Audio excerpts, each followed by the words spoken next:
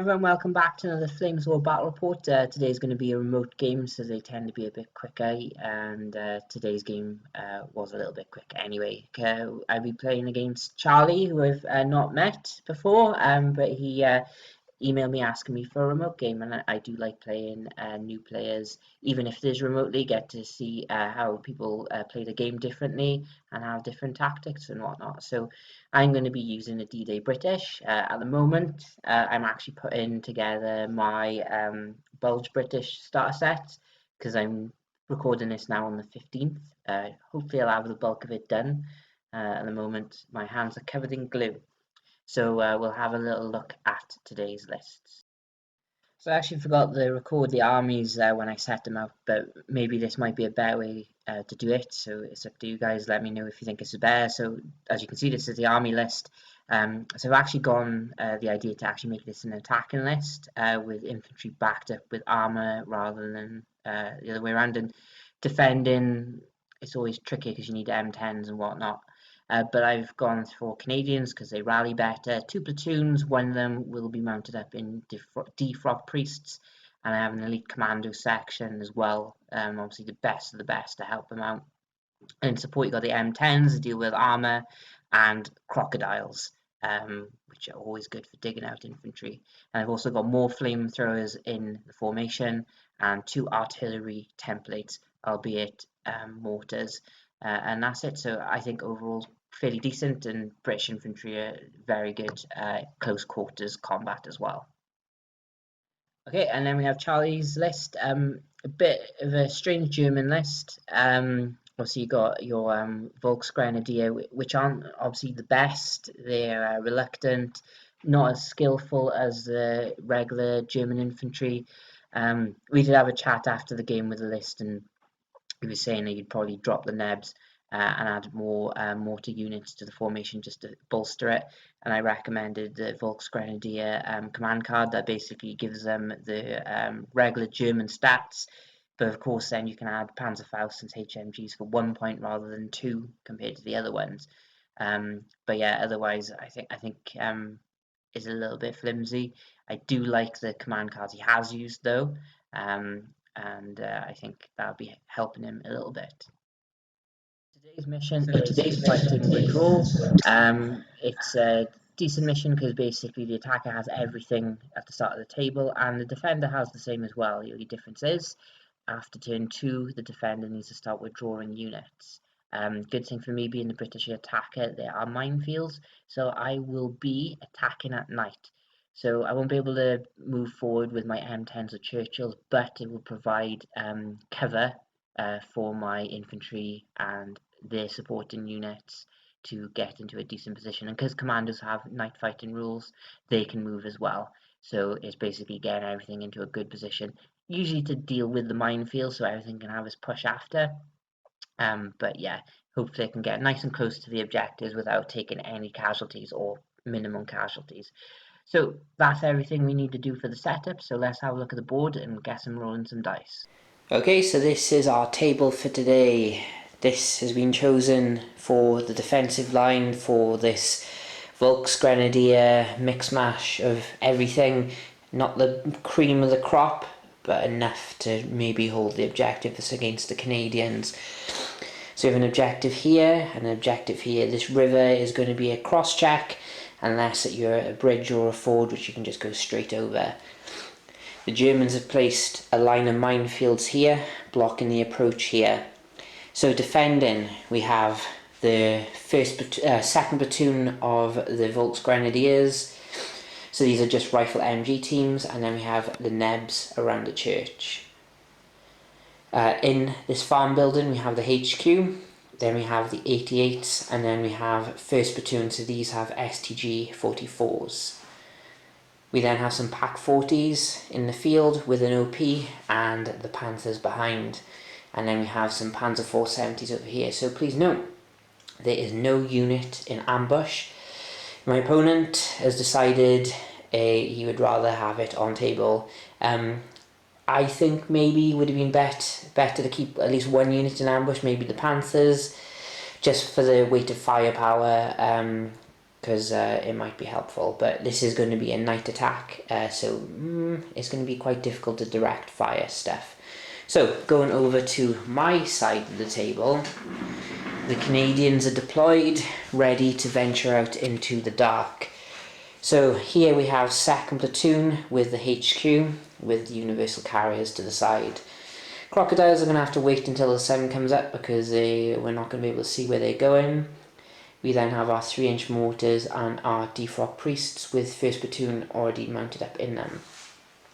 M10s equally sleeping in their tank hunters, waiting to be woken up by the sound of dawn.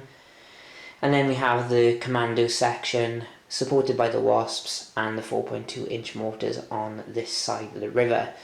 So attackers, which is me, will be going first. Predictions for this one, gentlemen. Let's see how it goes. And obviously this is strategic withdrawal. So by turn 2, the Germans will have to withdraw a unit if they don't lose anything. And come turn 3, we start, well, defender will start rolling to see if dawn appears. Okay, so I started off my movement. Everything's terrain dashing because can't go any further faster than that because of the night. I also failed pretty much every follow me, even with the fearless stuff. They're not interested at all. And he moved forward. He moves forward. Yeah. So HQ and infantry didn't want to do it. The M10s didn't want to do it. I didn't want to do them anyway. And they're doing that. So we can do some shooting now. And the only shooting I'll be doing is my artillery. I also moved the crocodiles. Can't move further forward than this, so everything's like crabbing across this way. So we'll do some shooting and see if I can inflict any damage. Okay, so this turn I tried ranging in my artillery. My the 4.2-inch mortars ranged in by here, 3rd attempt. Actually got hit some 3 infantry teams, but they all passed their saves. But I'm ranged in nicely by there. The regular 3-inch mortars failed the range in because it's night time and terrain needed 5s. And I didn't roll above a 4 actually, so there we go. So we're going into Charlie's turn. All he's got is a rally test on his Volksgrenadier. Okay, so Charlie managed to rally these guys on a 5, which is nice. Staying put.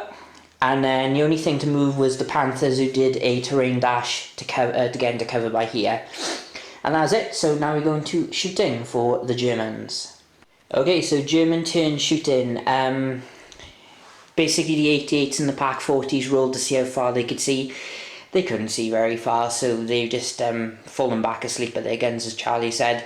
The Nebs, however, did try ranging in by here, needing a 5 because of terrain and night, and unfortunately 3 4s. Any other game would have been enough, but not enough in this game, unfortunately. So these infantry can keep on moving. So that is it. So now we go into British turn 2, and nice, I have no motivations because my guys are not very motivated today at the moment.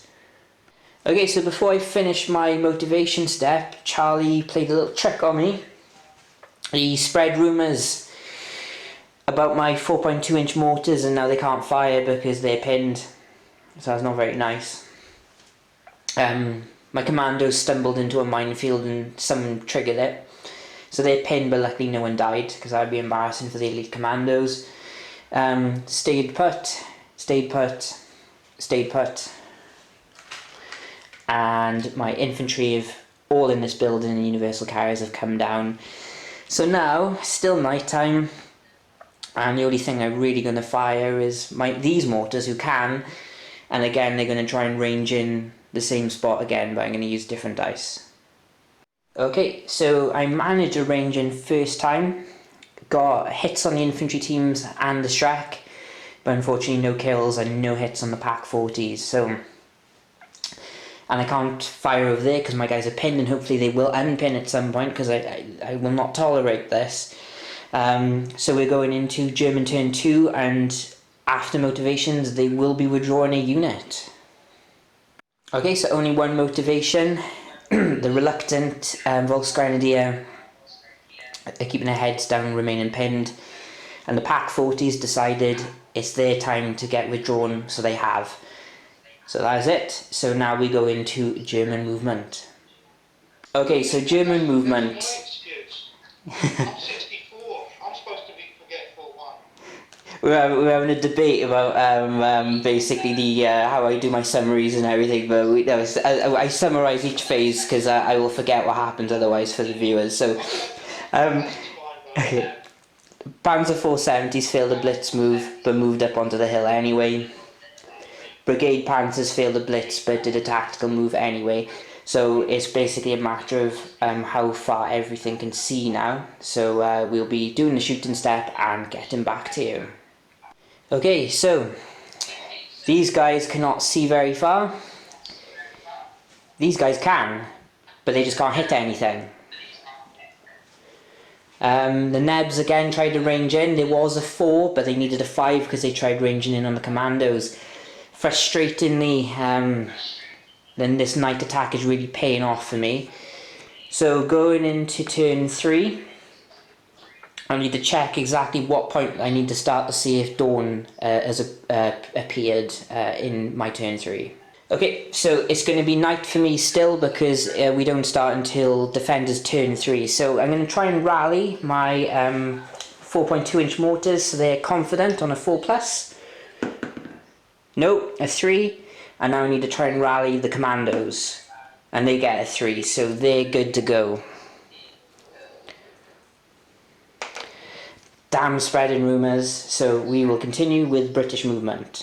Okay, so my commandos have cleared the minefields, 2 of them, so they stay put. The rest of everyone has moved tactical speed into this building, and the wasps have moved to the side. These kangaroos have moved out to here. The infantry have moved out and the kangaroos have moved with them. My universal carriers did a terrain dash to here. Infantry here remain stationary. Churchills have moved behind the hill, and the M10s are slowly edging their way around this way since this is where all the heavy stuff is. So that is going to be it for my movement. So shooting wise, the only thing I really want to shoot is going to be my mortars again, re-ranging in on this point by here. Okay, again, only shooting for me is the 4.2 inch mortars, no, the 3 inch mortars. Actually got 2 kills, a rifle team and a Panzerschreck, so it's not too bad. Especially with the 4+ firepowers, rolled 2 6s, which is always welcome, but I could be wasting them by there. And that's it, so now we go into turn 3, and Charlie will be rolling to see if dawn is here. On a 5+, Charlie, dawn has appeared. Alright mate, hang on. Roll a 5. Dawn is here. And you have to withdraw a unit again after motivations, which we will get back to you. Okay, so the HQ has been withdrawn, a second formation unit has been taken off. Movement wise, the Panthers passed a blitz and in a tactical move to here. Panzer 470s are staying put, everything's staying put, so we go into the shooting phase, and Charlie's already eyeing up my infantry in that building since everything else cannot be seen. Okay, recapping German shooting. Panzer 470s kill my Piat. I always lose the Piat first, is guaranteed. They also took out a universal carrier. 88s killed a kangaroo and bailed another. These infantry, they have STG-44s, but they can fire 2 of them as MG-44s. Got a bunch of shots, but not enough to pin or kill anyone in this platoon. Panthers missed everything. These guys opened up everything and the Shrek into the building, only got 3 hits, no kills, 1 potential though. And the Nebs didn't range in by there, again 1 off, again. So going into my turn 4, and could be it if the assault goes well with the commandos.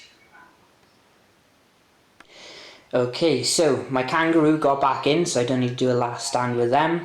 And these guys have finally rallied, but it might be a little bit too late for them because where I want them to range in is going to be danger close, so they might just have to go for something else. So let's do some moving around. The commandos are already within 4 inches, so I just double check they are, and if I can push these infantry off this objective, I might just take the field. So let's see. I hope it doesn't, because I'd like the game to go on a bit longer, but we will see. Okay, movement for me. The Churchills have moved onto the crest of my hill, so we're going to have a little duel going across here. M10's failed the blitz. Not sure what to do with the universal carriers yet, but I think I'll just keep them there. These guys tried to dig in, but failed, so they'll go to ground. And the interesting stuff is happening over yonder. So a bunch of the commandos are coming out. So we've got 5 rifle teams in the Piat, with 2 upstairs and the mortar upstairs to provide cover and fire, and the Wasps are coming over as well. So that is it. So now we go into British shooting. Okay, so shooting. Churchill's completely missed. Universal carriers, I haven't fired them. My mortar managed to pick off another rifle team. My 4.2 inch mortars failed the range in here, but my kangaroos managed to bag themselves an 88. Well done, boys. The Wasps toasted 2 of the infantry teams that were in range, so that team is pinned and with 2 less bases of fire. So the assault is coming in, but you know, I can roll badly. Charlie can roll good, so we'll see what happens. So unfortunately, the assault went in. I did lose a guy to defensive fire, but these commandos are deadly in assault, and that's what their rule is. So I wiped out the guys in contact. There was a chance for a counter-attack which failed with the re-roll, so they got pushed off. So I managed to take the field, but yeah. So there we go. I don't know how long this video will be, but it's short and sweet. But it is difficult from Charlie's point of view because it's a remote game. Can't quite see the table fully, but there we go. And there we go. The British infantry assaulting at night is quite a bit of a nightmare. So I'm going to pick a man of the match for my guys, and it's going to be the Commandos. They just did everything they needed to do. Apart from that first follow me, that's the only black mark against them, really. Charlie, do you have a man of the match for your side? Well, I'd have to go, I guess, with the, well... I say your spread rumours card was your man of the match. Spread rumours, yes, my spread rumours card's man of the match. There we go, everyone. The first command card man of the match. But yeah, so there we go, and now I get to have a nice chat with Charlie and talk about list building and what gaming is like down with him. And until then, I will stress myself out getting this British Bulge starter set painted up to get on the table for you guys. So the sacrifices I make for you guys, I'll be trying to get it up as soon as possible for you. So until then, everyone stay safe as usual.